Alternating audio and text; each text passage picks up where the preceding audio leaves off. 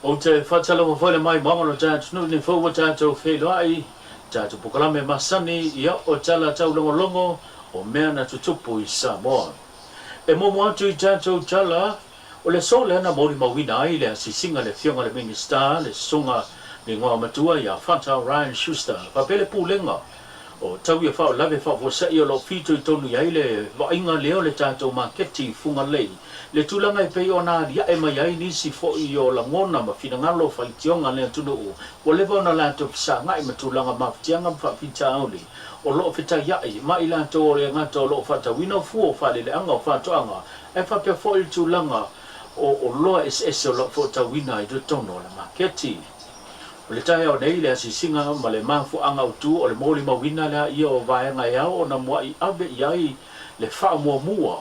Le ngata le fionga le ministava pe fo I le pūlenga o na I tu e ao na whale leia e tali atua I mawhatianga le atunuu leo o loo whaonga ina ia le tātou maketi funga lei. Pe ona sila fia ao na te tele ti munga ma palasi fo I wanga e susu umatu tono le maketi e pe ona moli mawina I lungo o tātou wata I le tae au le te minato ai tau nuu ai ia le asisinga le lava o loo wa ai ai le tūlanga lolo vai o tono le maketi e pe ona e sila atu iai. Ma o se tūlanga I le whaingo fie le mantelo le atunu o loo lato whaonga ina le tātou maketi o no le tauta pena le fafo. O le suawai o lo wapena o na lilo fia ai tono le maketi ma a fia ai tūlanga o le ngata o fua o whatoanga e whape foi ia o loa SS o whonga tau mawha leo lo whatawina I tono le maketi o loa tau sanga pita iai ia le maketi funga lehi ma le whapita hauli e mafua mai I le wai taimi lea sa whausia I le no fuanga e le leo na pokalameina ma whae o pai ina e pei o na whaadia ini so fina ngalo le no. E le isa vaenga le maketi o lava I vaenga e seso tulmanu mai whaana maketi le lava na pai e le se singa le fionga le minister a o ma mawhati munga ma palasi wanga I le taimi ai na sapadia lava le fionga le minister tulanga o le maketi o le tulanga ma le sini au tu ia abe le wha mua mua ma le tulanga ina ia lava ta pena le tali atu ai mana onga ai maise ia o tulanga le fonga tau mawha mori mawina palasi o timonga ia o whapea lava ona e sila mai I le tūlanga e pei ona iai le asi singa e le fionga le minister le lava na ngai maa sia le tātou maketi. O iaro o iai fwoi se whamui moenga I le fionga le minister ma desi o le pūlenga e au ona tatala le maketi e le ngata ia o whataunga e o lava I le pō e whapea fwoi so stemi e pi ona masani ona matala I le maketi mo whainga whataunga le mamatelo le atuno. Inisi o tātou tala, o leo wa whailoa e le officer sili o le tanga luenga whamau, whainumera whamau wina, le tūlanga e pe ona e ia lātou suenga masa I dinga lea sa whaatino mai le tausanga luafi sumare balo, se i o mai le tausanga o tuana I atu, lea na whaatino ea lātou sa I dinga, mō le sa ili lea ma whamau tuwina le tūlanga lo iai, le sa whanga lau tele le nganta o so tātou o tunu, e whapea tūlanga o a inga, o loo iai le whawhitauli ma le pangatia. O tūlanga o le whawhitauli o le matiba ma le lima vai po le le tāko lima. O se whatatanoanga ma le ana anta le tivitasi ma le ofisili le ana sau no ai ia le fionga le ofisili. O loo iai se tūlanga le leilo tātu tnu.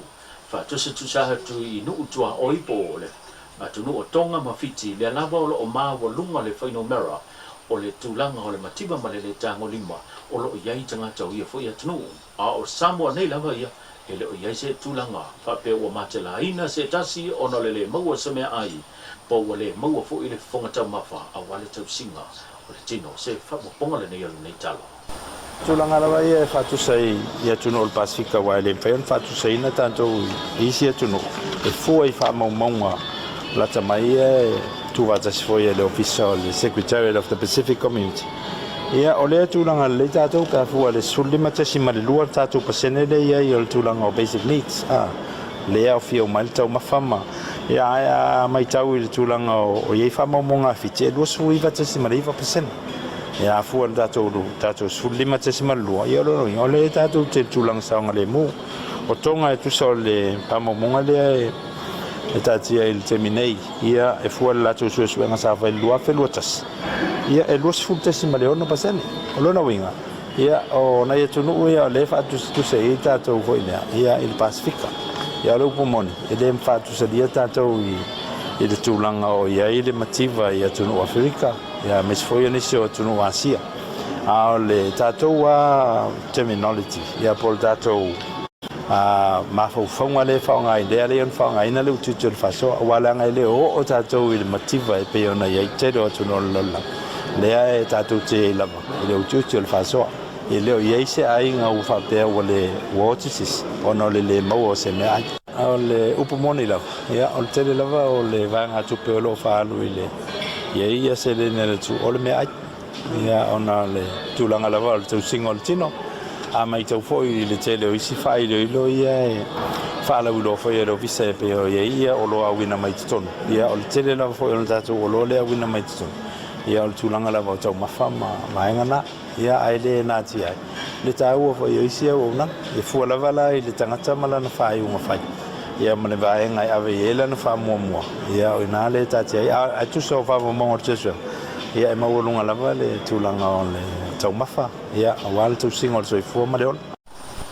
ele mafaiona tagia ina le newspaper por la fengavenga le newspaper le Samoa Observer ile aso ma le taimi le na fa tau tai ai le Whatautonga le fionga i le loia Sydney le tunu. Le fionga maunga Precious Chang. Na whaalia sa lato lo minga ia so lato fo i whanononga ma le tūlanga i pe o na iai le tūlanga ntula i mai. Ina wate ena. Ia le awhenga ruenga po se tasio le awhenga ruenga. Mai lea sa uninga sa whatino i le mauta o le ao le malo. O le tamu whai atu o le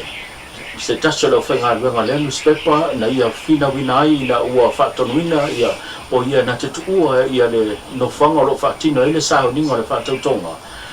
Wana o pokalame po press conference le li palemia le lo tapu ai ona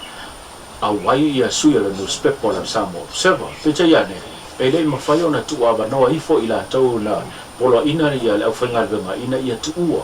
ia le no whanga i le mawhai ona talia.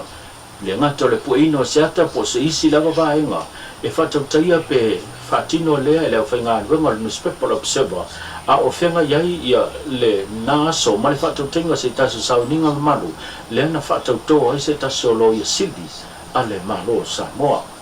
E pia ona sila fia o le pokalande ia a le fionga i le li palemia talo on taliu maila na saininga ngase mai atunu mamao o le ana whai ai le whai unga le fionga le teitai a le tunu le ana tapu ai le newspaper le Samoa Observer ona oni a lato lo minga na se ona lato whasala lau mina i tala le moni le ana lava na pa ia le saunoanga e pe ona lo mia le newspaper Observer ia ni whaatala noanga ni si officer Sigia mtanga luenga le malo ma le fionga le suipa le mia pita iane e le isa mena whaatino na manatu te ia le tunu e haon whato ese le Samoa Observer tu sa mele se a toi manisi fo i lo minga sa la tu whaia pita iane e le ima whai laba ona la tu whaia le awala e soala upule ai po ala whatamari o le whato ese le tu sa ima se na la tu whaia le lava la o lo wha wau so se pokalame lawa ona whaatino ona te ena leo whenga ruenga le Samoa Observer e tu sa ima le whaatinonga o la tu ngā ruenga i so se pokalame lawa le malo ai le fionga i le fionga le minister o tinamta mai tai nu umang so tai o ia fo iolo wa ia polo ketel miliona le tulanga e pei ona iei tala whea ga iolo o tua inga i fo i le tulanga le polo keti ale tu malo sa le ngana mertasi o le o sa no menino le fionga ya moi fa bobo tu le tafuna i ankui e fa menino le tulanga e pei ona ave se ai tala e mi le polo keti le miliona ale tu malo sa le ngatasi o sa wilinga nei o nei tala tatu fa solo mai ia sa le ngatasi o le si foi le vaenga o le fa longo mamaua ua au mai tala i whanga se ingo se leni. Mo tau si la fiel taimi neo lo fatal tai pe fam sinon nga sa le ngatasi ta male fe pulea ona le taimi sa fatino le bloketi ia sa umana sa ini kon tarate masetasi na te fausi ai na le fale le bloketi ma ave ile lo se la wafe e fatino nga bloketi an me utupu ia o sola le ta male i tutuila no foi o le taimi ne ia o lo fatali le fam sinon nga foi ale fono fa vaile fa sale angatas ia malta male por kamuta le wa ia sola ma avel sele ni le matanga venga o po le tai fono foi po le fono fa vai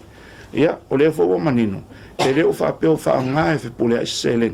o le manino lava i lalo li pote na tanga venga mo ilo fiso tupe e le ofana inga sele ni pe fa ngasenga se sele ni le tama furia ane tanto tala muli le fai uma le vai aso se mai tu nei le na usuia ile fonatanga ale vai nga fa foi pui le ya tau tangata HRPP la to te fa so io la to fina ngalo pola se ngai fai e tau fia ai ia tulanga o Pokalame ale malo lewo fa la wi lo ai ia to finga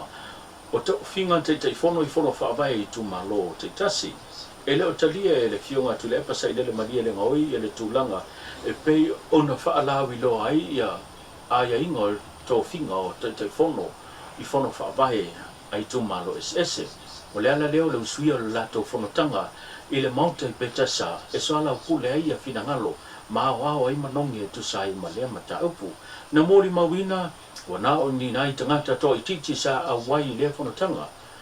e pe ona mori mawina yata sa fa salalawina e le to atele e pe ona yai tele o mafutanga le malo e masani o no usuia e fa atu mulia ai pita yane e se furu ma le fai tu malo o lo lato lango ina le vang fa fai le HPP e na mori mawina na o ni tangata to i titi salo ele mafai ona maua se fai tau numera e apo atu le afe le afai o ila antou na mori mawina mfatsia wa utasilo la tu langona e ave le tula fono ia swinga e pia na fata atia mai le fainga malo i to fingo te fono a leo lea o le fatino leo se solo te te a nga ile malo e tau fia ai le tulanga e pia na fatino ina o facilitele leo lo tule mai pe fa feo na fatino le solo te wana o singa vai nei to titi ila antou e fatu satu i tu malo uma le o lo o lato lango ina le banga fa foi le fatu tu le tu sa mo ta solo tu la ina le foi e le teta inga le sa la tunu e fai si to tele o le mamalo le tunu o lo lato lango ina le fai nga malo lo pale mai e fatu sa tu sina na o sina banga to ititi le o lo lato te ena fai nga fa vai ma tu lango lo fata tia mai ai le tele o fa mianga mo le mania na tunu lo tele Tau lunga tatu tala ne yaso tatu filo ila so tai au manuia tele ne yaso soi fo samo.